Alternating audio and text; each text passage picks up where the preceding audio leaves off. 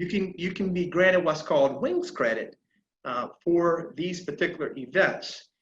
The main takeaway for these getting registered as a FAST team member or on the FAST team distro is you get notifications of webinars and seminars whenever we go back to those in your email, so that you can become situationally aware of these events going on in your local area. So it's a great program, and I would encourage all of you to go ahead and take a peek at it. Next slide. All right, so my name is Jeremy Walters. I did 10 years of active duty service, and I'm currently in the reserves. I'm a 04, a major in the United States Army Reserves. I don't fly in the military anymore, but when I did, I was an 864 Apache helicopter pilot. I'm a Gold Seal flight instructor. Flight instructing is my true passion in life, actually. Really, giving back is really what I really enjoy. And I'm an airline transport pilot by profession. I fly a Hawker 800 for a charter company. I also teach float plane, helicopter, and I do a lot of primary training as well, tail wheel training as well. I have a little aviation YouTube channel called All American Aviation, and it's dedicated to promoting aviation and inspiring folks to do something bigger and better with themselves. So if you could, check my channel out. This presentation will be later uploaded to the channel, and I can send that email out with that link at a later time. Next slide. I'm going to have I have assistance by Mr. Paul Nadeau. He's an instrument-rated private pilot, and he also participates in angel flight operations. He works for a company called VMware, and he's a passionate aviator, also a U.S. military veteran as well. And tonight, next slide, we have Mr. Dan Millican. And Dan is a writer and director for Cerritos Films. Hopefully I said it right. You know, like I said, South Carolina is my first language, English is my second. He has a YouTube channel called Taking Off, and he has an interview type, news anchor type style presentation called In the Hangar, where aviation subject matter experts and folks come and share their experiences, and he interviews them. I actually had the opportunity to participate in one of his episodes and actually talk about the Breaking the Chain program. Dan is actually a flight instructor and a commercial pilot, and he's a passionate aviator, and he's a filmmaker. Next slide. So what is Breaking the Chain? Let's talk about that. Let's start with a airplane on a flight line. Next slide. Next. We start with an airplane sitting on a flight line, and actually the chain of events begin way before we ever get to the aircraft, right? The chain of events begin at receipt of the mission of where we're going to go. And we journey to a point where we next wind up in a bad accident. Obviously, we don't want that to happen. What are we trying to do? Next, the goal is to break the links in the error chain that lead up to that next accident, which hopefully can eliminate the accident. Now, when we say break the chain, the goal is to be proactive for future events. Next slide. This is a mission statement. Bottom line is we are trying to enable a safety-minded culture. And just take a moment to read this slide. The end state is to carry away a break in the chain mindset for future operations. Break in the chain mindset, what does that mean? That means think. Think about whether something that you're going to do, a risk that you're going to accept, is worth the risk. We accept risk every day. Every time we leave our house, every time we turn on the blender to make a drink, we accept a risk. Now, the severity of the risk can be mild or it can be extreme. It all depends. Is the risk or is the reward worth the risk? And am I willing to accept the worst case scenario if things go bad with respect to that risk? So breaking the chain mindset is essentially, how do we prevent ourselves from getting into a bad scenario? How do we execute? Next slide. These are just a few notes of things that I've jotted down throughout my tenure. We do it by extensive research. That's looking at NTSB reports. That's talking with fellow pilots, planning, thinking, assessing, conducting risk assessment, training. And training doesn't stop when you get your private pilot certificate in 3 weeks. Training doesn't stop when you get your CFI. Training doesn't stop when you have 20,000 hours. Training doesn't stop until the day you quit flying. We're always training. And we should always maintain a mentality that we are students in aviation. Being self-aware of human factor flaws, maintaining that breaking the chain mindset, which is what I just went over, and then thinking like a professional aviator. Next slide. What is a professional aviator? Take a moment to read that. That is my definition of what a professional aviator is. Professional aviator isn't necessarily a person who gets paid to fly for a living. Professional aviator is someone, whether doing aviation as a hobby or doing it for a career. A professional aviator is someone who does the right thing when nobody's watching and adheres to procedures, rules, and guidelines. So without further ado, I'm going to go ahead and hand off tonight's presentation to our guest speaker, Mr. Dan. Dan, you have the flight controls. Okay, I have the controls. You have the flight controls. They're mine. All right, so let's begin then. Here we go. Let's see. Did I get the successfully transferred here? Instrument flight rules. IFR in the real world. The key is the real world. So what I want you guys to do in the audience right now, get that pad of paper, get your knee board out, get a pencil out. And I see Jay Urs already has his. So get those out and get ready to copy down your clearance. You ready? So here you go. Advise, ready to copy. Ready to copy. Centurion 4620 Yankee, clear to the 0 India 8 airport via the Bridgehaven 9 departure. Radar vectors Bridgeport, Bravo Delta Romeo. Direct Sparta, Sierra Alpha X-ray. Victor 249, Solberg, Sierra Bravo Juliet. Victor 30, East Texas, Echo Tango X-ray. Victor 39, Martinsburg, Mike Romeo Bravo. Victor 166, Kessel, Echo Sierra Lima. Victor 4, Elkins, Echo Kilo November. Victor 174, York, Yankee Romeo Kilo. Victor 44, Falmouth, Foxtrot Lima Mike, correct. Maintain 2,000, expect 8,000, 10 minutes after departure. Departure frequency 124.07, squawk 1174. Okay. Advise, ready to copy.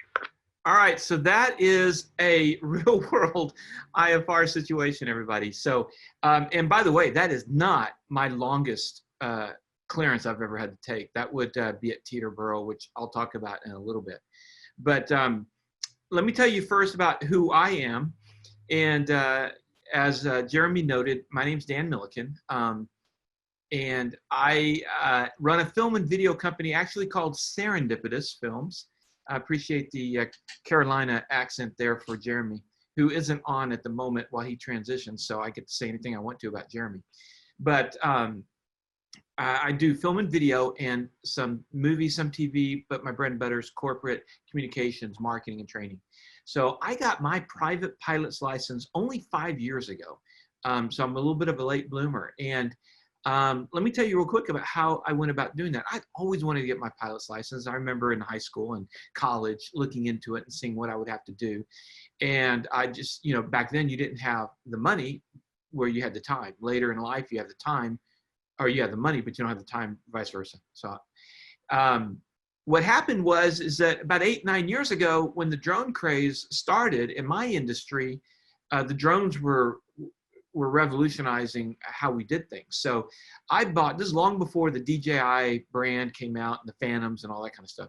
I bought this huge 8-bladed octocopter that could haul 18 pounds, so a big cinema camera, and I learned how to fly that. Now the problem was, according to the FAA at that time, so now 6-7 years ago, the only way I could legally charge money, make, you know, commercial practice with that drone was if I got a commercial pilot's license.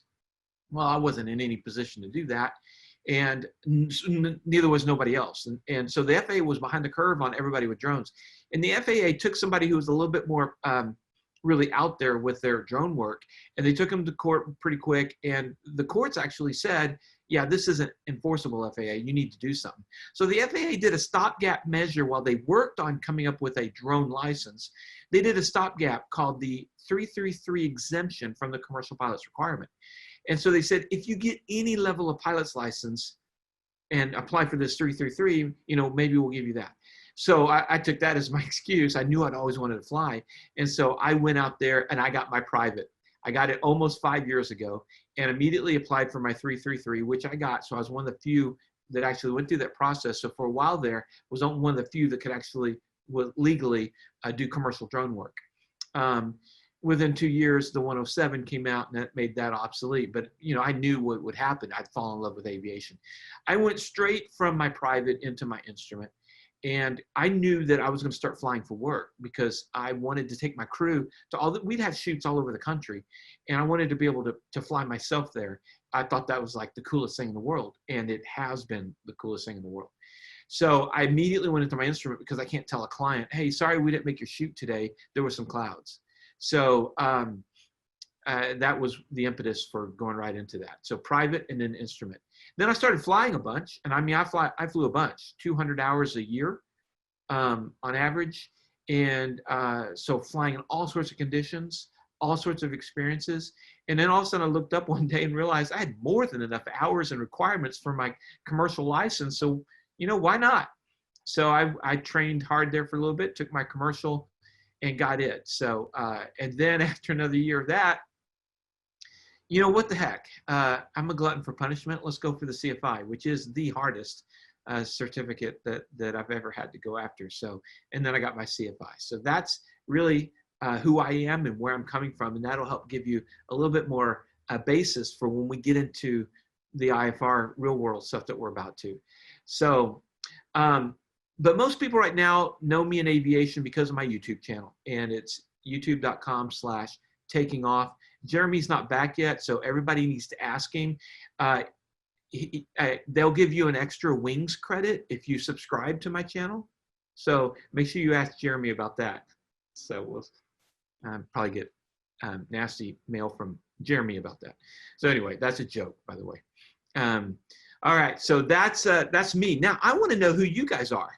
So right now, you're either a student or VFR only pilot. You're an IFR pilot who has barely flown IMC, you know, you haven't done that much. Or you're an IFR with thousands and thousands of IMC hours and really should be teaching this instead of me. So you're probably one of those three, and I want you to comment right now so that I can get a good feel for who my audience is.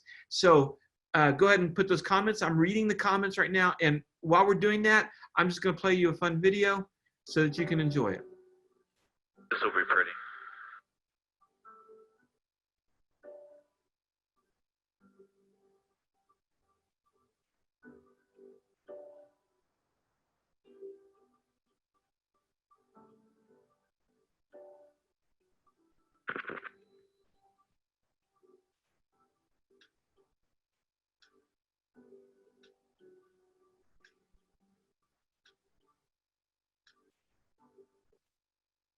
Okay, so that's good. Now, while I'm still reading, I'll give you a fun meme. One of my favorite aviation memes, so go ahead and get a good chuckle out of that one. Okay, So, all right. So as we go through this and I'm reading your comments, what I'm seeing is that there's a mix of all three of the groups, but I would say the predominant group are those that are IFR certified but haven't flown a ton of IMC. So that gives me a good starting point so I can kind of target my comments and my stories for that. And I'll try to give something for everybody, but that was good. Thank you, everybody, for commenting. I appreciate that. Okay, so before I get into real world IFR, I want to get into psychology a little bit. It's really important. Jeremy mentioned it as one of the elements for breaking the chain. You got to know yourself. And I'm going to be real honest with you guys, and I'm going to tell you about myself. And I'm going to tell you my limitations and my flaws. Because I think that we have to be honest with ourselves, because if we aren't, we can kill pretty easily, not only ourselves, but our passengers and people on the ground. So I'm going to be real honest, and I'm going to tell you a little bit about myself. First of all, I'm impatient. I like to rush through things. I get very bored quickly, so I need to keep moving on. I think I'm a great pilot. I'm not a precise pilot. I'm Han Solo, at least in my mind. So I know I have a propensity to skip ahead, and that's part of my impatience. And when I'm doing checklists, I'll read off the checklist item and say check, and actually never really do that item. I got busted on that in one of my videos I posted, and it just really showed me how I'm susceptible to that. So I make a practice, even when I'm flying alone, I do checklists out loud, or else, because if I just do it in my mind, I just kind of blow through it. So that's knowing myself. I can have a fix, and not being precise. So I'll tell you, I have focused the last couple of years of my flying. I have focused on being precise, focused on hitting that center line, focused on maintaining my altitude, not just within 100, not with just in 50, but maintaining the altitude. So those are things that I've been working on to increase my my precision. And it really came to pay off recently, because I had to do a landing on a dirt road that probably had a few feet on each side of the landing gear with a 16 factor crosswind. And I nailed it. That was one of the best feelings in the world. And no, I didn't roll video on that. And I'm not going to show you that, because it's not about showing you my successes. That won't help you at all.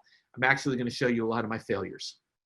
So I wanted to go through that. You got to know your weaknesses. You got to be able to talk. I posted a video today that talks about humility versus ego. And, for some reasons, doctors and pilots seem to be a collection point for the God complex. And, we are some of the most opinionated and passionate people on the face of the earth. But sometimes we can be the most, passionately wrong, the most sincere wrong. And there's really two ways that you can approach that. You can approach that with humility, and you can step back and say, okay, yeah, I got a problem here. Or you can double down, bow up, and say, no, and it's that kind of attitude. And we see it in some of the things that have happened this week, busting that Bravo in Vegas, for those who've seen that. It's an attitude that can really be harmful. And it's not only in your aviation, in your life too. If we can just take a step back, look at the bigger picture, I think that you can live a better life and certainly be a better pilot for it. So, and why do we have this God complex? Well, look at what we have to know. Wolf pilot Jay Urish is, about to take his check ride. He's got to know this big, thick book, and he's responsible to be able to know everything in it. We all have to do that. And so we take a look of ourselves as, to be able to do that, we got to be Superman or Superwoman. So, therefore we must be. And it's really easy to just kind of get that, I'm a pilot, I look down on people because I fly up here, kind of thing. So I would like, if I could wish you guys one thing, is to not do that, but to, actually lean into humility a little bit. So, and the reason why I want to hit that here before I get into real world IFR, ego and IMC is not a good mix. And I can tell you, as we go through this tonight, I'm going to tell you some stories about myself, And it's where I mixed my ego with IMC, and I'm lucky to be sitting here talking to you guys today. So if you can kill the ego, you'll do much better in IMC. So that's what I have to say about that. I'm not going to show you all my awesome approaches and my great landings and my superb flying through IMC. What I'm going to do is show you my mistakes. All right. So, by the way, feel free to take my meme. I had this one made specifically because I was thinking about this in the past few weeks. But it pretty much sums us all up. All right. Okay, reading a couple of your comments. All right, so now let's get into real world IFR. And what this is not going to be tonight is how to enter a hold or how to write your craft. It's going to be real world IMC for the VFR pilot, because there's a few of you in there. Real world IFR for the IFR pilot. Now, I'm going to assume that you know some things. You know, I keep saying IMC. You know what that means. You know what the difference is between visual flight rules and instrument flight rules. So having those assumptions, let's just move right on. By the way, IIMC, I'm going to use that a few times as intermittent IMC, instrument meteorological conditions. All right, so the VFR pilot, I'm looking at you. You at least have had 3 hours of hood time. Your biggest danger as you fly VFR is IIMC, inadvertent IMC. So it's where you accidentally fly into a situation where you lose visual.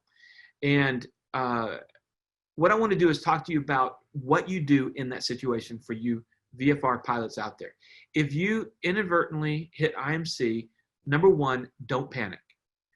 It's really easy to do. And I'm going to talk about it in a minute, but I wish your training was a little bit different, because I think it would help in the panic feature. Because the first time you get into IMC and you know you're not supposed to be there, not only is it disorienting, you kind of panic because you know that you screwed up, and it's a combination of really bad things. So the second thing after you don't panic is you got to transition to your instruments. Quit looking outside, even though you've been drilled as a VFR pilot. 90% of your time is looking out those windows, and only 10%, in your instrument. You've got to transition quickly to your instruments. When you transition, let me give you some really helpful advice. Transition to your attitude indicator, your AI. Transition there, then you're going to do a scan. You're going to scan over to your turn coordinator. You're going to scan over to your altimeter, but you're always going to center on that attitude indicator. And so it's just check there, back to the attitude indicator, check there, back to the attitude indicator. And what you want to do is you want to get out of that IMC that you've just flown into. Probably the best way, but not always, is 180 degrees back. So what I want you to do is a nice, slow, gentle 15-degree bank. And you want to, again, you're looking at your attitude indicator, you look at your turn coordinator, you look at your attitude indicator, you look at your altimeter, hold that altitude, make sure you're in a 15-degree bank with that attitude indicator, and just slowly get yourself 180, watch that heading, your DG, whatever you've got, and get yourself 180 degrees, fly it, keep that altitude until you feel the clouds go away, and then you can look up and see that you're out of IMC. That's what you need to do for you VFR pilots that are doing that. I mean, case in point, everybody knows that the Kobe Bryant tragedy was a situation, and Jeremy can certainly probably talk more about that as a helicopter pilot. But the pilot actually, his way to get out of the IMC was to try to get above it, and he almost made it. I mean, he was within, I don't know, what was it, 30, 40 feet of breaking through.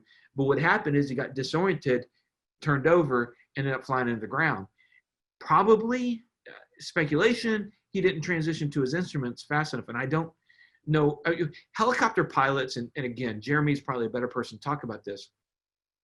Helicopter pilots fly by looking out. They don't really look at their instruments that much, because if they do, they're going to run into a building. Flying that low, you've got to have visual all the time. And so it's really, I think, harder because they're training, they're ingrained to always keep the eyes outside and never keep them inside. But as you fly as a pilot, as you fly VFR and you get into trouble, transition into your instruments as quick as you can. So that's my advice for you VFR. The last thing about VFR you're probably, if you're here at the seminar, you're heading towards your IFR. So the question I get is how hard it is and how much does it cost? Well, IFR to me is about equal to your private. So if you spent this amount of time and this amount of difficulty on your private, your instrument will be about this amount of time. So, or, you know, it's like double. So if you took 6 months for your private, don't be surprised if you take 6 months for your instrument. And the cost-wise, similar. Maybe it's a tad bit less expensive than your private. It all just depends, but it's a pretty equal step from your private to your instrument. So that's the VFR pilot. Now, there wasn't a ton of you guys out there. There were some students and things like that. But the majority of you that responded are IFR pilots, and you don't have a ton of IMC. Now, maybe you've been an IFR pilot for 30 years, but maybe you only have 10 hours of IMC, you know. So I want to talk a lot to you guys specifically. Now, the other group that we did have, and we had a handful of you guys, is you've got thousands of hours of IMC, and I thank you for coming, and hope you guys can pick up some good tips and stuff that you know, who knows. So I'm glad you guys could come too. All right. So now that kind of breaks down the basics of what we're talking about. So what I want to talk about next is what's different in training from the real world. So as you train for your IFR, I would say that the things that are different boil down to this. Flying in clouds, I love it, yay. Flying in the hood, yuck. Now, on my private, I did get my 3 hours of hood time, but I benefited because my instructor, one day I showed up and we had a solid cloud bank with very little wind. So it was really good, solid IMC for practice. And he said, he filed and he said, okay, Dan, instead of the hood, we're going to get some IMC time. And I flew in the clouds, and he contacted ATC for his he filed, and he just asked the center, hey, can you just vector us around a little bit? This is training. And they said they would while they could, and they did. And so, you know, I'm like stuck on the instruments and I'm flying along, you know, and I hear them say, you know, 8-9 whiskey, turn 30 degrees left. And so I turned 30 degrees left, you know, and whatever. So that was my first experience. But through that, he actually, we shot an approach. And it was a couple 100 feet above minimums, but we came out and we were lined up on that runway. I was sold. I'm like, this is the coolest thing. I love flying in clouds. I love shooting approaches in IMC. This was just awesome. So for those who, it's a fearful thing and it's a panic thing, I feel for you. That wasn't me. So, and I'll give a word to those out there that maybe struggle a little bit with the fear factor of the IMC and not being able, the disorientation and everything else. We had an episode of In the Hangar where we had a psychologist come on and talk about anxiety. If this is you, I highly recommend you go watch that. One of the big takeaways that the psychologist, Dr. Jeremiah Riggins, talked about was that if you go into a situation with a lot of fear and anxiety and you go through that, what's really important is your exit point. If you get to the other side and you exit, it'll be a really good thing. But if you exit before getting through it, that can be really bad. So what he says is embrace and hug, lean into that fear and get past it, and it will help you immensely. So for those of you who struggle maybe with the whole idea of flying, you know, in IMC, that would be my advice, is to hug it, to embrace it. So, all right. Hold training is disproportionate to what's real life. For those IFR pilots out there, you know it with me. We spent so much time trying to figure out how to enter the hold, the right way to enter the hold, and to do this to the hold, and to do that to the hold. Well, I'm sorry, in real life, here's what's happened. After my instructor taught me ground school on the hold, we went up and did a cross country to Stephenville, and we got put into a hold by ATC. I was like, oh, wow, we really got to know this stuff. And she told me it was only the second hold she's ever gotten. Now, flash forward to this past January. I was flying in IMC and I got issued my second hold ever in my life, and 4 years later. So holds, you know, we spend so much time training about holds and we do this much in real life. So don't sweat holds. And the crazy thing is this, in real life, you probably have a GPS. I hope you have a GPS. If you're flying old school with VORs and ILS, God bless you. You've got a lot of work ahead of you. If you're flying the GPSs and stuff, you know what? Your hold's going to be a magenta line. Even if you hand fly it, it's going to be a piece of cake to get into and everything else. I stressed a ton about holds, and it was just a big waste. So, which then brings me to autopilots for wusses, right? No, autopilots are not for wusses. So lose the ego. And there's a balance here. I'll tell you that too, because I got into flying the autopilot like all the time. And then I got into a situation where shooting an approach, the autopilot didn't hold the approach. And the reason later is because I realized I was going too fast. But autopilot didn't, so I needed to hand fly the approach, and I was way out of practice. So after that, I went and shot 6 approaches, and I did it all hand because I knew I needed to get that skill back. But my point is, autopilot is not for wusses. Autopilot's for safe IFR pilots. There is a ton of workload that is going in, especially in that last 20 minutes, if you're shooting a real approach in IMC, a ton of workload.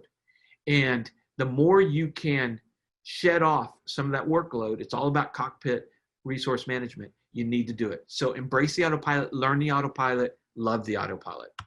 So stay ahead, stay ahead, stay ahead. And IFR more than, flying is all about that, anticipating rather than reacting. And if you get behind the airplane, you hear about this all the time. If you get behind the airplane, you're going to get in trouble. When IFR, that's magnified. You get behind the airplane, you can die, and pretty quickly. So always stay ahead. Be thinking about an hour out from your landing. What is the approach going to be? What's the weather like? What's this and that? Start briefing it, and then brief it again a little bit later. Always stay at what's air traffic control about to tell me? Oh, they're about to probably hand me off. Okay. Well, and you can already have the frequency already preloaded because you're staying ahead. You already have tower loaded in, as you're talking to regional approach. All that kind of stuff you can be thinking ahead, and it'll save you, especially when there's some really crazy moments where your workload is just going to shoot way up and you need to be able to handle it. Okay. Also in training, different than real life, multiple approaches are not real life. I'm sorry, they're not. So when you go out and practice, you've got 3 airports within 15 miles of each other, and you're shooting the RNAV 18 here, and you're shooting the ILS 16 there, and then you swing over to do, whatever. It's not real life. And it's a different way of flying. So if I were to tell people who are training, you probably still have to do it because you got to get this or that in. But what's real life is that you fly for 4 hours and then have an electrifying 15 minutes where you've got to hit an IMC approach. That's real life. And so what happens by shooting these multiple approaches, you don't really kind of get into a system of preparing and learning and getting kind of what your habits are for that. And, the few times that I have a 20-minute IFR flight, which happens sometimes, I'll take off I live in Dallas-Fort Worth area. So I'll take off from my home field, Hicks in Fort Worth, and go to McKinney. I've had an IFR flight like that. And what you have to do, it's a 20-minute flight. What you have to do is totally prep everything on the ground long before you leave. You prep the approach plate. You know what approach you're going to use. You load all that into your GPS. You've got everything ready to go before you even take off, before you even call for your clearance and release from an uncontrolled tower or uncontrolled field. So those are some of the things that is real world.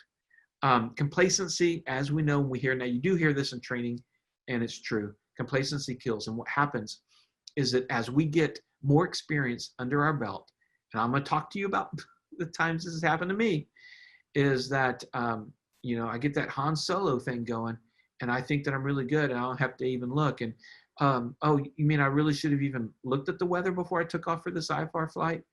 Yeah, that happened to me. And we'll talk about that. Okay, so what I want to do now is talk about how I changed the training for the IFR. So we talked about how it's different. So what I would do is I would require the students actually go up in IMC like I had the opportunity to do. Go up in actual IMC, not hood, and fly, get some real world IFR experience. If you're training for your IFR, even if you go with a IFR rated friend and you just tag along and see what it's really like, I think it's incredibly helpful. You can watch videos. There's tons of IFR videos on my channel, as well as Flight Chops and everybody else. They've got good videos. It gives you a good feel for what's happening. Now, we'll tell you, like on my channel, I edit out a lot, so you probably won't get a super feel, but you will get a lot. Use different instructors. This is probably I don't know if I get in trouble for that one, but I had the benefit of, in my instrument training, I had about 3 or 4 different instructors, and they all had some really kind of cool ideas and different things. So if you get a chance, go up with a different instructor, because you'll learn some kind of new things, and they can be very helpful. I would spend much more time on the navigation aids, teaching the student how this particular GPS works, how this VOR works and the ILS in the cockpit, doing actual stuff. We hit it a little bit, but like in my training, we were doing G1000s and 172s. And that was good. I learned the G1000, and it helped when I bought my own plane a little bit later, and it had a Garmin 430, very junior compared to the G1000.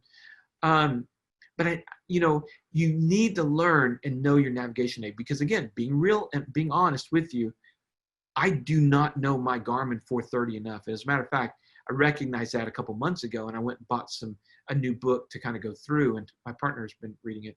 But I need to know that Garmin a lot more. I think I know about probably 30% of the capabilities of that 430 WAS, and I need to know more about it. So that's what I would say for training. Repetition is great for learning. If you can just do the same thing over and over and over again, it would really help. So that's what I do. Not just, I know it's a money versus whatever issue. And so just doing the same thing over and over again while you're burning, time and fuel and paying for the instructor, it's hard, I know. But that's what would help. All right. So I'm going to talk also about what usually not taught tips. Now, I say usually, there are some in here that I bet you every single one of you can say, oh no, my instructor taught that. But let's go through them. First thing is keep your sunglasses in reach. Can't tell you how many times I've been down in the soup on the ground. I file, we take off an IMC, and within 5 minutes we've broken through. It's like, oh my gosh, I can't see it. Where are my sunglasses? It's been a deal for me. So I always now keep my sunglasses in reach. I say always. No, I still forget sometimes. I mean, you're down. It's almost like night, with some of these sometimes. So keep those glasses in your bag. Your bag's where you can reach it, and everything else. So that's a tip. Be ready to write for the approach clearance.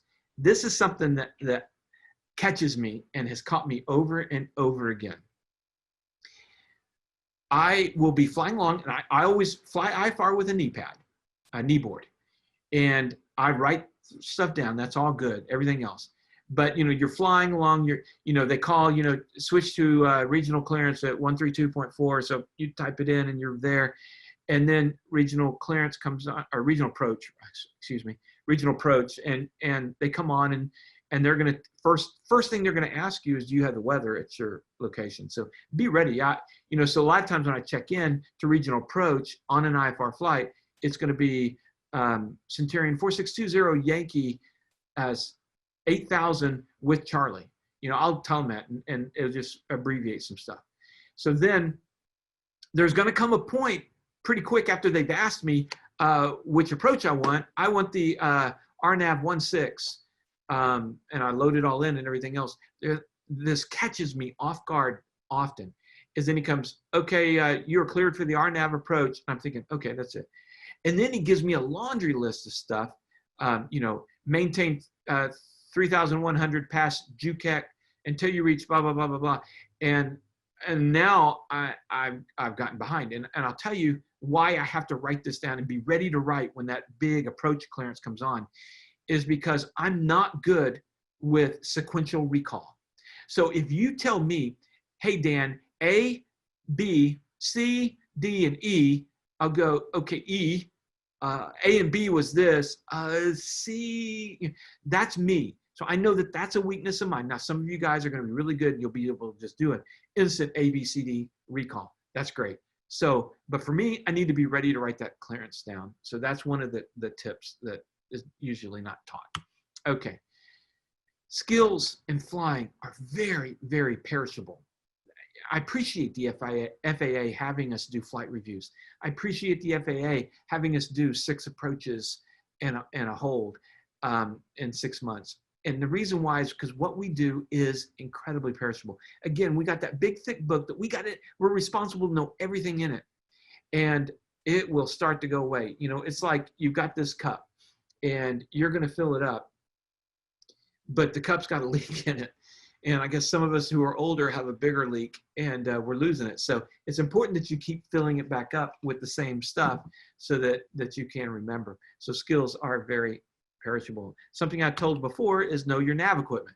So that's something I would teach. Employ single cockpit resources. I hit that before as well. You're going to have a workload that's really heavy. Quit the ego about, I'm going to hand fly everything. I love hand flying. You know, use that autopilot or you're going to get yourself in trouble. You know, use what you have if you have it. So that's a big recommendation from me.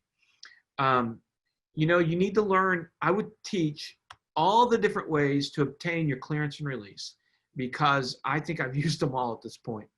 I've been at uncontrolled fields where I've had to call in.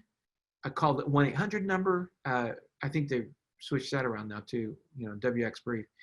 I don't think you call that for clearance anymore. And I say I don't think because I don't even call that number anymore. At Hicks, it's not a 1-800 number. We're within this Dallas-Fort Worth area, and we actually call a local Dallas-Fort Worth number for our clearance that goes right to the TRACON. Then sometimes about 30% of the time at my airport, Hicks, I can actually call on the radio to clearance. And I'd say 70% of the time they don't answer. But 30% of the time they do, and it's nice because I hate using the phone while I'm turning and burning. It's just hard to hear and all that kind of stuff. So you got to know the different ways. It's not just calling up ground. You know, you've got some, you know, you go to a class C, you know, again, I've traveled all over the country now, and I've landed at Bravos. I've landed at Charlie's, a lot of Charlie's. And what you find is that even these bigger airports, even Charlie's, will have their own dedicated clearance channel. And funny story, you know, early on, right after I got my IFR ticket, I saw that for the first time.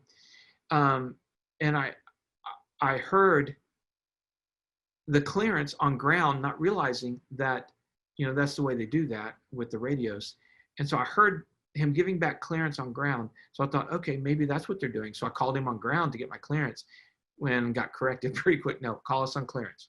So just because I hear them doesn't mean I'm on the right channel, as you guys all probably know by now. So there's a bunch of different ways to obtain your clearance or release. And we're going to get into, you know, the other way is to take off in VFR. I mean, if you are in, you know, BMC, take off and get your clearance in the air. I tend to not do that because I know it puts a big load on air traffic control, especially coming out of DFW area. I might be more inclined to do that if I know it's slow at wherever I'm at. And I'll tell you the other time I did it. Okay, so I told you a while ago that I had my biggest clearance that I ever had was at Teterboro. So here I am in my Centurion 210. Night has come down. It was daytime when they gave me my clearance. Now it's night, and I'm finally up at the runway, the hold short line, and I call in for my release, and I have to wait. I wait probably 30 minutes, And then they give me a new release that's equally as long. And we go through this, and I'm like, am I in the way? I asked Tower that, and they said, no, we're moving people around you. And so finally, and we're getting, I don't know, 40 minutes, 45 minutes. And the Tower tells me, you know what, we have to give you a new clearance, or if you just take off, because it was VMC, it was IFR a little further away, that's why I filed. If you take off VMC and catch it in the air, you'll probably do much better. Like, okay, thanks. Can I do that? That then. So we took off and I picked it up in the air. So it's good to know when and how to get your clearances and your releases. All right. Another little trick I do is immediately punch in the altitude. So I'm flying along, and November 4620 Yankee, climb and maintain 10,000 or 10,000. So I'll go in and immediately on my altitude bug, I'll put that in and write it down. The right thing is just to write it down and put it in.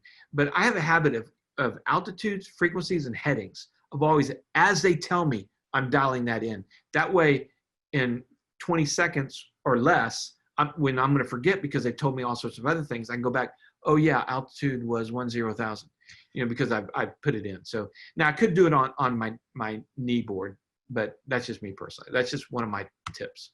Okay, the other tip I have, tour an ATC facility.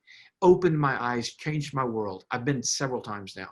So I've been able to go to the Fort Worth Center, and now I see what those fine people are doing. I feel their struggles. I see their joys. I know what they're looking at. I know how they're doing their job. It gave me so much of a better picture of how to pick up clearances and what I'm doing when I'm checking in and all these kind of things. So tour facility, they'll let you. It's not a hard thing to do. Just give them a call. The only one I haven't done, I did a tower Class D with Matt Wells, who has taught one of these. It's great. And then the only one I haven't done yet is a Tracon, and I really want to do that soon. So I was actually getting close to doing that when the Corona thing, which, by the way, don't tour a facility right now. They won't let you because of the Corona. But when that clears, go tour a facility. Okay, so now let's have a little bit more fun. Fort Worth Center, Centurion 4620 Yankee 8500. Centurion 4620 Yankee, Fort Worth Center, roger the Levy altimeter 29er79er. I'm sorry, 29er73. 73. And looks like La Mesa, our destination, is cloud layer is starting to move in. And I have filed an IFR. Would it be pretty easy to switch it over? Yes, sir, that'd be no problem. What's your request altitude in the meantime? We're at 8,500 now. Our IFR is at 8,000. Okay, stand by for that. Thank you. 20 Yankee. Okay, so there you have the pop-up IFR clearance. And there are really handy times for this, and then there's other times you shouldn't. Now, the purist will say, you know what, you should be filing IFR and flying IFR every time. And I have talked to a guy a Gold Seal CFI instructor who's real big about that. You should file every time and fly IFR every time. Well, I'm sorry, I don't do that. And here are the reasons why. I'm flying for business. I'm not flying just to poke holes through the sky. I like to get there. I've got a crew. We're getting tired. We're doing a 4-hour leg. I don't want to make that 4-hour leg 4 hours and 50 minutes because I had to fly here and then fly to there and then fly over there. So sometimes I don't do IFR. Now, I will do IFR if there is weather along my route of flight. I will file IFR if I think there's going to be weather. But sometimes things move in. In the particular video I just showed you, when I took off, it was clear and there's a line of clouds. You could see it in that video. There's a line of clouds that just go off. And my airport that thing had just come in on it. And, a mile south of that airport, it wasn't anything. So I could have gone down and probably gotten under it pretty easily, but I just didn't want to mess with that. So I went ahead and did the pop-up IFR. And now I had I had done flight following. So I was already on for flight following. And you heard me in the video, hopefully you heard me, where I said I filed. And the reason why I said that was, and this may be not so kosher, so maybe we shouldn't record this part. But what I did is I started to see what the weather was doing, and I started to see that I might need something. So on my flight, I real quick filed and put it in the system and continued on for a little bit. And then, and let me tell you why I did that. And, shoot me down, I don't care. The reason why I did that was because there have been times on a pop-up with flight following that if you don't have your ICAO IFR form, they're going to ask you all those questions on that form, and it's going to tie up the frequency, and you're going to have to figure things out really quick, all the way to your phone number, which you have to give out over the air. You have to give all this information to them. Now, does that happen every time? No. I've gotten pop-up IFRs from flight following where they just said, okay, great, from 8,500 go to 8,000. So that does happen. But I've been in a situation where center has said, okay, so, amount of fuel on board, your name, your phone number, number of souls on board, all this stuff, and your equipment class, your equipment suffix, and all this stuff that you need in the IFR form. And so when I know I'm going to do a pop-up, if I can, I'll do that. Now, the other thing that you could say is that why didn't you file IFR on the ground, take off, get your flight following, and at least you would have had it? Yes, and I probably needed to do that. Here's why I didn't, and it's not a good enough reason, but I'll tell you why. Is because the few times I've done that, I take off, I filed, but I plan on doing flight following and flying VFR. I take off and I call in, and regional approach, Centurion 4620 Yankee. And before I can even say I'd like to pick up flight following, they say, okay, stand by for your clearance.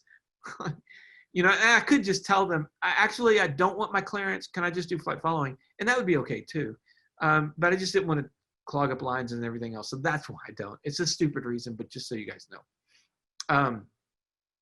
So those are my thoughts on the pop-up IFR. It's been really handy. But I will tell you another reason why I don't fly IFR all the time. So I'm flying along to the East Coast from Texas, and we're somewhere, I think Kentucky, and I'm flying along, and the clouds are starting to look bad. And I knew that there was going to be some precip off to my 10, 11 o'clock. And it wasn't thunderstorm. It was just rain. It wasn't heavy or severe. It was light to moderate. And I could have, just VFR bailed, but it was a line that I could get through. So I went ahead and called in for a pop-up IFR and regretted it. So what happened was this. So I'm flying VFR I think I was flying at 13,500. And because the winds were great. Now the winds at 7,500 or 7,000 were like totally opposite. They were a headwind where I had this, 20 knot tailwind up where I was at. So I call in to get my pop-up requesting 13,000. And the controller says, I'm sorry, the MOA you're in is active, so you have to go down to 7,000. So I did, and that sucked. So I'll just throw that out there too. So so there you have it. All right. So now I'm going to get to the real honest part, and let's break the chain of some of my scariest moments. This is not the stuff that I'm proud of. So you can hit me hard, whatever you want. I can promise you nobody's going to hit me harder than I've hit myself on this stuff. But I'm going to give you guys some stories, and you can think about how the chain could have been broken. My scariest moment in my plane was early on, after I bought the plane, within months. I flew down to Houston for a shoot by myself. My crew was meeting me down there. And going down to Houston from Dallas was wonderful. I got up to altitude, and I had a tailwind from the north that I'd never had before. Nobody had ever had before, to the point, again, I'm new to this plane. The controller reached out to me, November 4620 Yankee, have you ever seen this kind of ground speed? And at that point I looked down, and I was doing 270 knots over the ground in a Centurion. So, my true airspeed is 165. So I had a 100 knot tailwind pushing me down. along. So I'd never had that since. I took a picture of it, so I can prove it. But I'm telling you, that was the shortest Dallas to Houston I've ever had. Now, I do my week-long shoot down in Houston. It was a big shoot. It was a hard shoot. A lot of sleepless nights, a lot of hard work. And I get in my plane to come home. And weather shows that we've got a line of thunderstorms that are starting to build. Well, hey, I'm in a Centurion. It's turbocharged. That's why I got it. I can fly over this stuff. So I'll just fly over. And as I got closer, and I was VFR flight following, but I did file. As I got closer, it was building higher and higher. But then, I got a radar on board. So now I can see, oh, look, there's a little path here where it's not red. It's other colors, but it's not red. So it's a little bit of a path here, let alone I forget the stay 20 miles away from any thunderstorm. There's just a lot bad here. And I get the radar. I request a pop-up IFR, which she gives me. And I get set to go through it. And I'm like, it's not that thick of a line. So it's going to be 5 minutes and I'll be through it. That was the longest 5 minutes of my life I've ever had, bar none. I really thought I was going to die. I really thought I had made a mistake. I've never been in such severe turbulence before. I could not hold altitude at all. I had to request a block.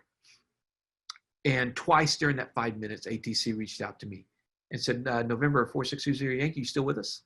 So they knew, and I was going through it. I could barely talk to them. I was being bounced around so much.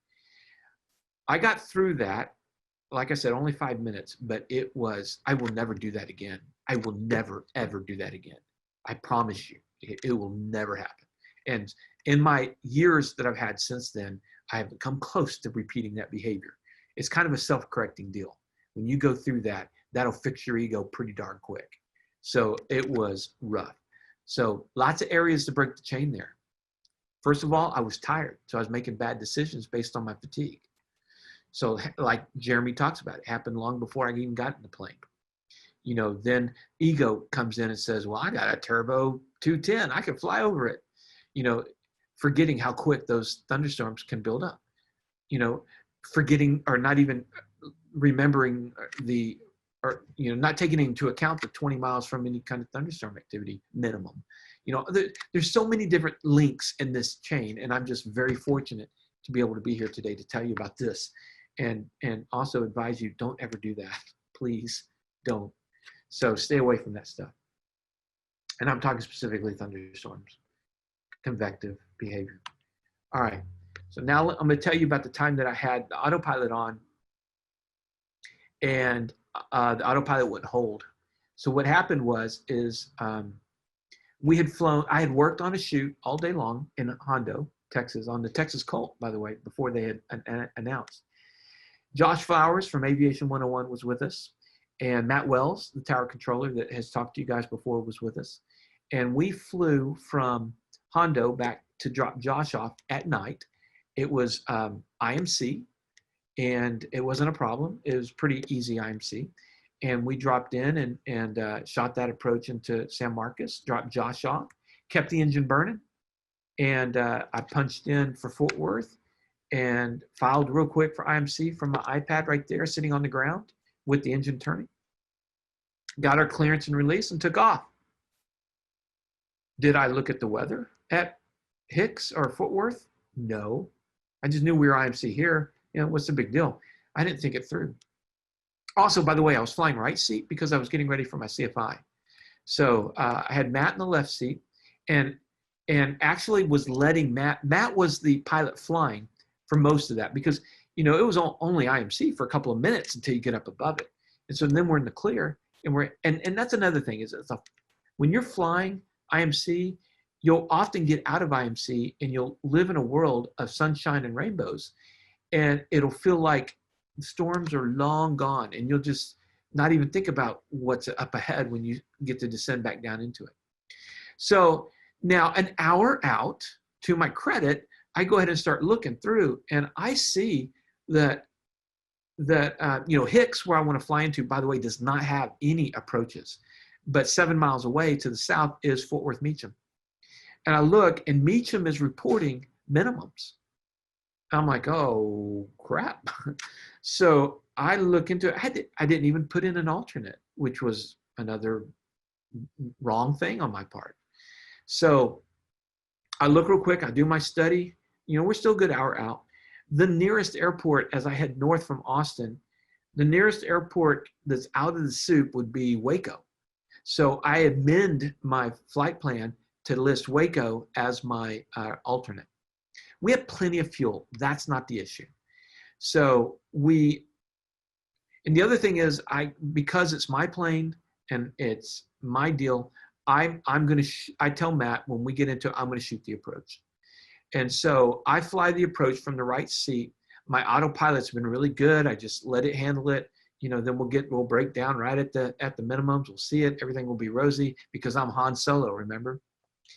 And we come in. I'm not even paying attention to speed because I'm way over here on the right side of the plane.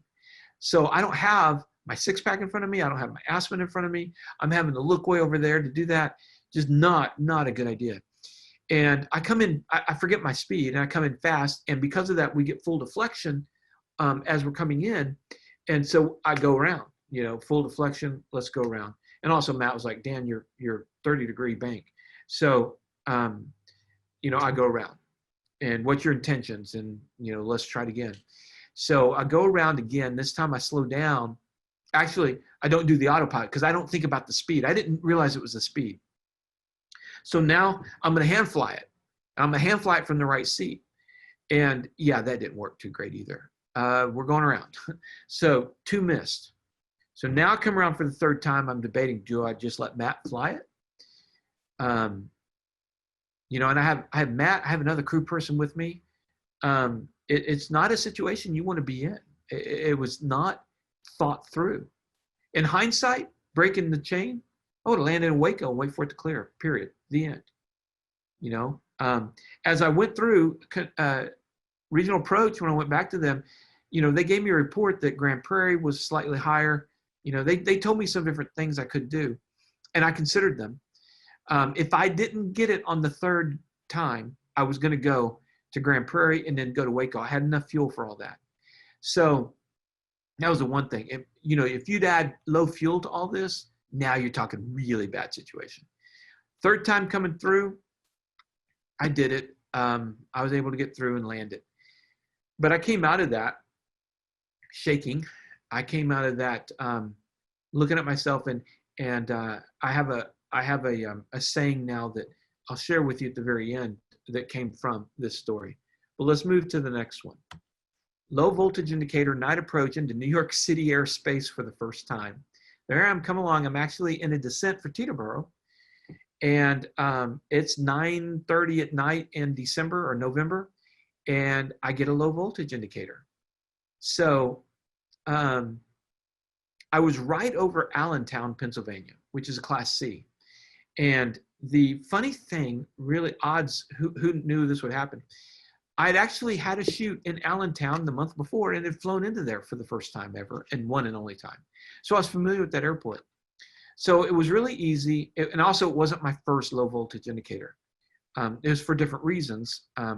But this was my 2nd low voltage in the plane, but first one at night while, in this kind of situation. So I immediately contacted them and said I was going to go ahead and land Allentown, and here's why I got a low voltage. But I told them it was not an emergency because my IFR instructor told me when we'd had a low voltage in the G1000 172s, she had told me, don't make sure they know it's not an emergency so that you don't have to do a ton of paperwork. So I told them that. I went back and listened to the tapes later. Twice I said, I'm not declaring an emergency. They declared it for me. They rolled the trucks. I land, I got a fire truck behind me. I pull up to the FBO, fire truck's there, and I'm like, oh no. I mean, that shook me up more than anything. The chief gets out, he's got a clipboard. He asked me about 8 questions, really easy stuff. He walked away. 3 weeks later, I get a call from the FSDO who says, what was the result? I give him this really long story, and he goes, so the plane's back in service. That's all he wanted to know. Had I just said plane's back in service, okay, thank you. that's it. Don't be afraid to declare an emergency. I'll give you that there. So, all right. Here's my last one that I'm going to give you. ILS back course into Harlingen, far South Texas. You missed this one, you're in Mexican airspace. And it was the first time I was going down to Harlingen. Since then, I've gone there probably 20 times. But I was going at night. It was IMC, and they gave me the ILS back course. Well, okay, I shot a back course back in my IFR training, and I think I might have even done it on the check ride. But shooting that back course, two minimums, near minimums, I hit it. It was really good, but that was one of those times where, you know, it'd be good if I actually knew more what a back course is and what it does. I mean, I kind of know going in, but that one was tricky. So anyway, those are some scary moments. There's lots of different areas you can see from before I got into the plane where the chain could be broken.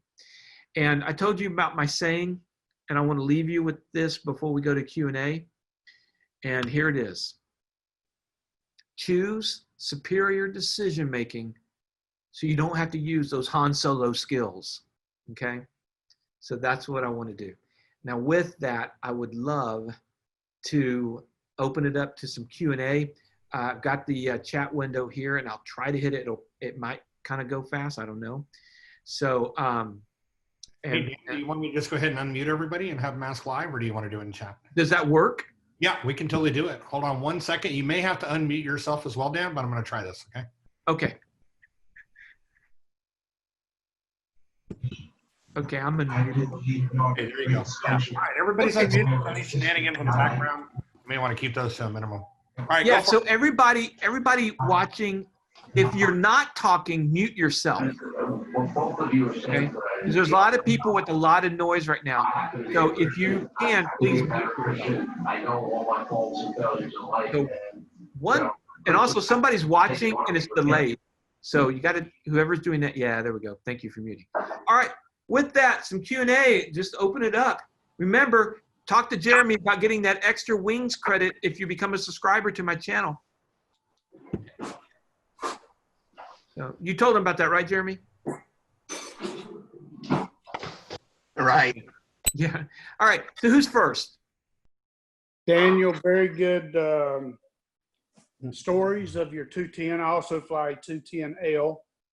But Okay. my worst scenario, and something we didn't touch on tonight, was in Michigan. And I was also flying right seat with the instruments all on the left, no autopilot in the airplane. We knew we would poke up through ice. It was forecast, but we had a pilot report that said it was light rime, sunny on top, VFR on top after 4,000 feet. By the time we got there, 6,300 feet, the plane stopped climbing.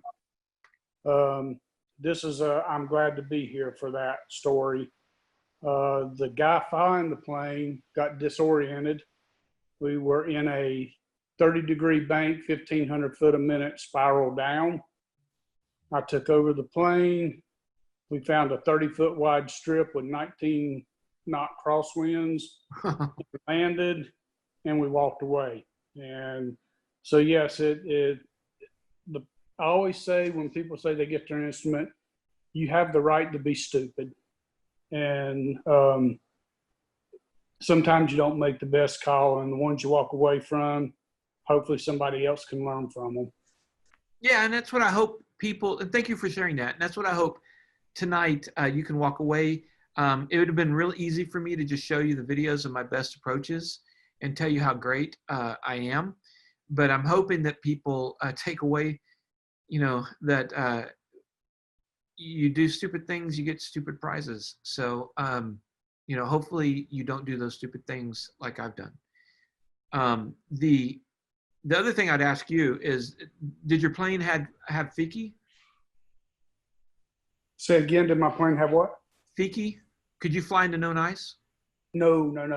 Okay. No, we couldn't fly into it. It was all, again, the change started from the ground. Yeah. Where we knew they were forecasting potential icing. Yeah. So if you're not peaky, you're not flying at that point. Yeah, normally. No, we made all the wrong choices early in Yeah. my career, early in IFR. Hey, my buddy did it in a 172. Yeah, and I'm Han Solo. So yeah. He called me back and said, hey, we broke out at 4,000 feet, light flying, we're good. That wasn't the case by the time we got there. So no, you know, even the controllers were telling us, you really should not go. And the second mistake I made was the guy in the left seat, it was his plane. It was a plane I sold to him years ago. And he was not IFR rated, I was. Oh, okay. So I was letting him fly his airplane. He felt comfortable, but then he got disoriented.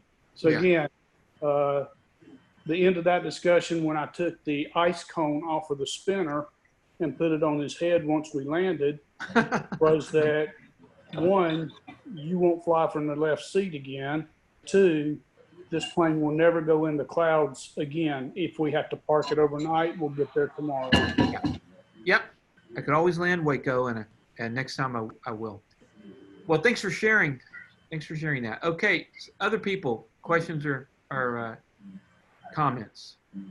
Dan Drew checking in here.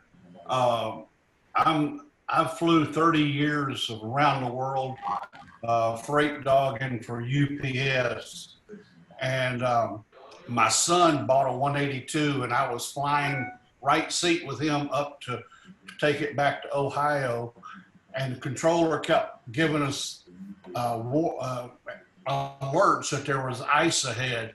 And, you know, he kept looking at me, Dad, what are we going to do? I said, oh, we'll just stay on top and drop down through it real quick.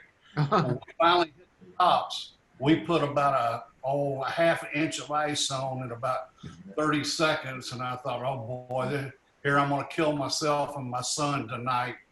And we made it into Lumpkin Field in Cincinnati.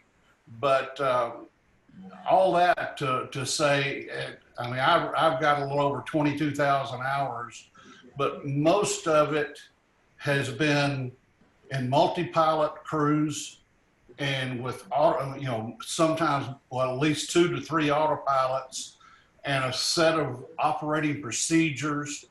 And when I get into my Bonanza now, which by the way is better than 210, I saw that video today. Wrong. I've got a lot of 210. Oh, we've lost you, Danny Drew. We've lost you. You're breaking up. I've got a lot of 210 time. It was between the 210 and the Bonanza. But when I sit down in the airplane, I go, Dan, you're not in an MD-11 and you don't have to be there. And having a crew that knows the radios and knows all the flight management systems much better. I mean, I look over to one of my co-pilots one day and I said, hey, if we get upside down, it's yours, because he was a Blue Angel. And I have to now when I have a 530 and a 430 and I have to start remembering, okay, do I want to do vectors to final and what does that do to me and all this stuff. And just because someone has a lot of time, most of it is the middle, up high on autopilot, you know, just sitting there looking out the window. It's not down. I would rather hire, if I had to hire somebody, I want somebody that's a Beach 18 freight dog or a Bonanza freight dog. So, but anyway, enjoyed this. Yeah. Well, thanks, Danny Drew. All right. Jeremy, how are we doing on time? And we've got until 9 o'clock, so we can keep going. All right. So other people, somebody else.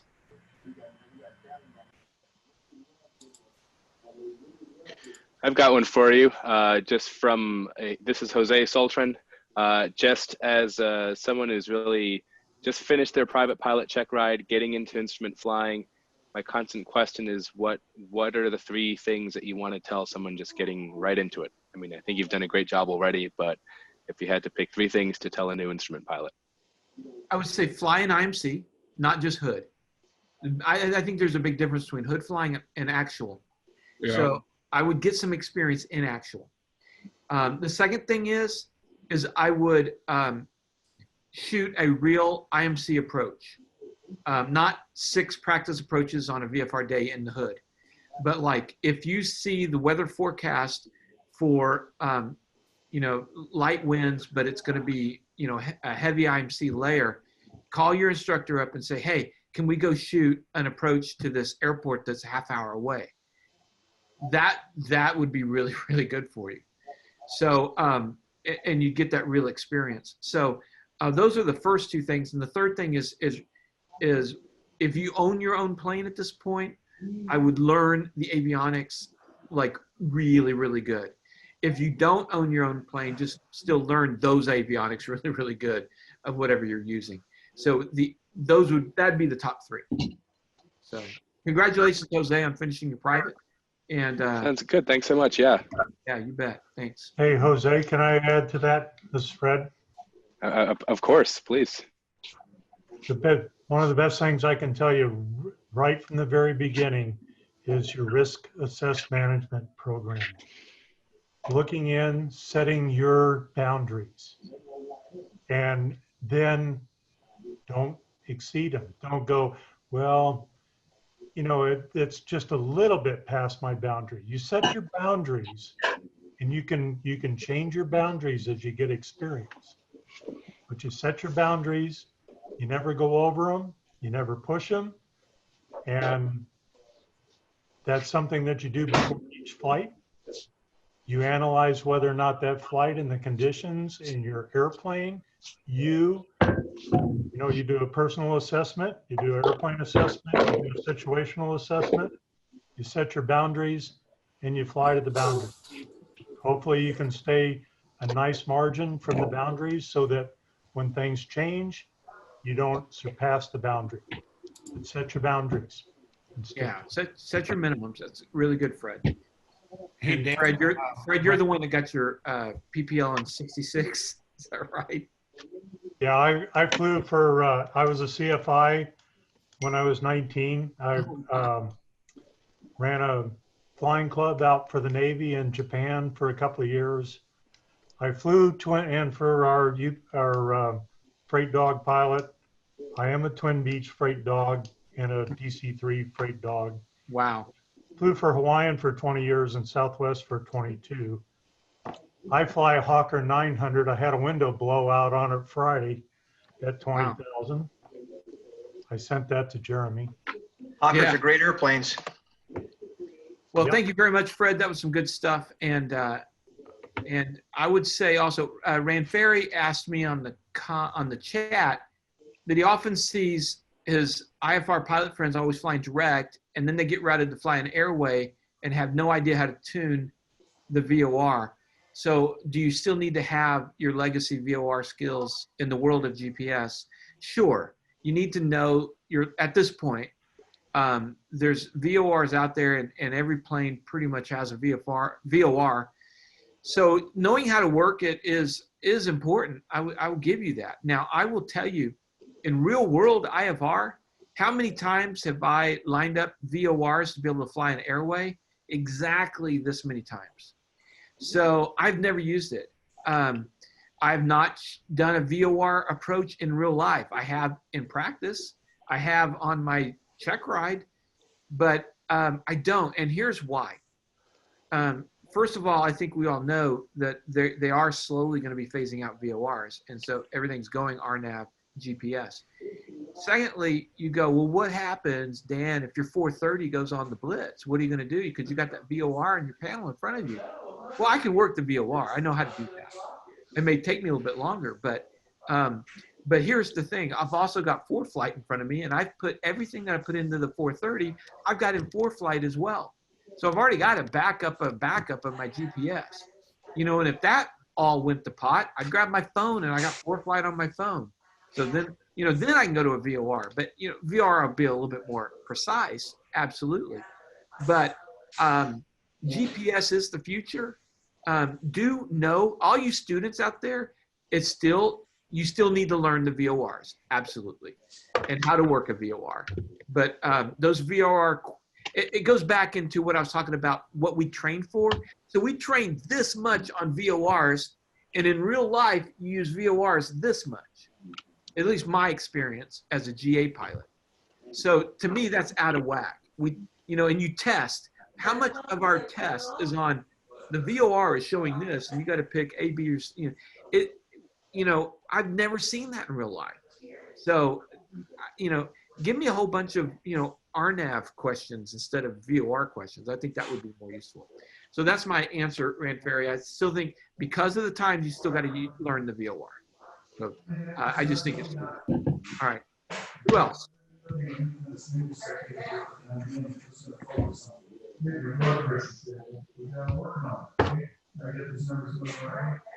Okay, somebody's got their mic open, but anybody else want to jump in with a question? Matt Wells says hi. Hi, Matt. I told you, Matt, I don't know when you came on, but I told the story of us flying from San Marcos, and because I told everybody I would tell them my bad stories so that people could learn and take away. So Hey, Dan, so he said you should let Matt fly the IFRN. That was the comment on that. yeah, ILS, yeah. The ILS, yeah. Yeah. So, but we got down safely, but it could have been really, really bad. So, hey, Dan, I got a question for you. This is Stefan. Okay. Hey, so how do you know when you can lower your personal minimums? So I know obviously everybody's saying experience and stuff like that. This is coming from a private pilot working on his instrument rating. Obviously, I know I'm going to be setting, higher personal minimums. But in the long run, how do you know when you can go ahead and lower those minimums? I would probably equate it to, when you start to learn to, let's say, ride a bike, and you're looking at your buddy who's been riding a bike for a year before you, and he's going really fast, and you ride with him at that speed, it feels out of control, right? But then as you spend more time at that speed, the world slows down for you enough that you can handle it. And I think for your own personal minimums, I think you just have to look and go, okay, I can handle that. The danger is this, you could say, okay, I've got a personal minimums of approaches that it's going to have to be, even though it's 200 feet on the approach plate, my personal minimum is 600 feet. You could say that. How do you know when you're ready? Well, if you're doing precise work and you're doing good and you go, okay, yeah, I think I can go down to 300, 100 above the stated minimum, whatever it is. The danger is when other variables creep in that can mess you up. Maybe it's a strong crosswind, and all of a sudden now you can't handle that. So you just I think you do it by practice. I think you go under the hood, which I hate, or you go with somebody else who's a safety pilot, whatever, and you fly it. And you fly it to where you'd like to put your minimum, and you see if you're comfortable there. That's what I would recommend. Awesome. Thanks, Dan. Appreciate it. Hey, Dan, can I add to that too? Sure.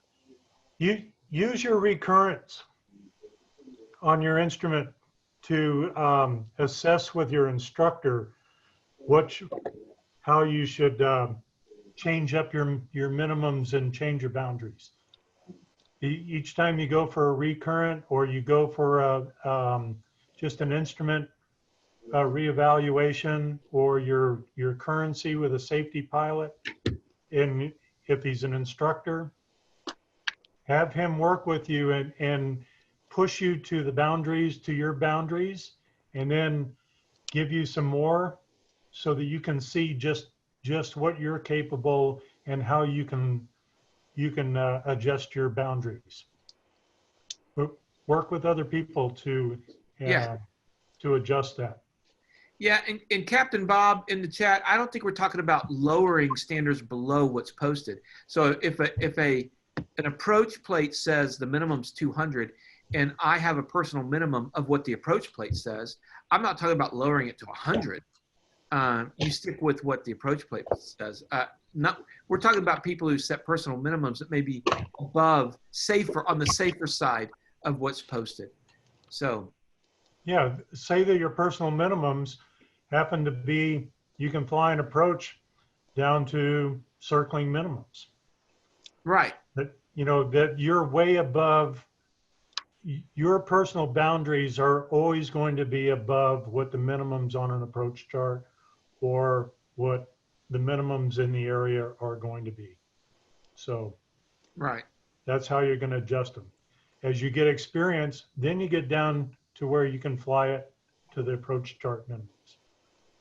When we get experience even more, we can fly it down to Cat 1 or Cat 2 or Cat 3 minimums, but that it takes experience and it's lowering it, but never below. It's still a factor when I have to fly a hands-on Cat 3 approach using the HUD, but. Well, I don't get to do that in the 210. No. So, all right, it looks like we're getting close to 9 o'clock. So maybe one or two more quick questions or comments, statements. Who else wants to jump in? Could Jeremy give out his email for contacting him again?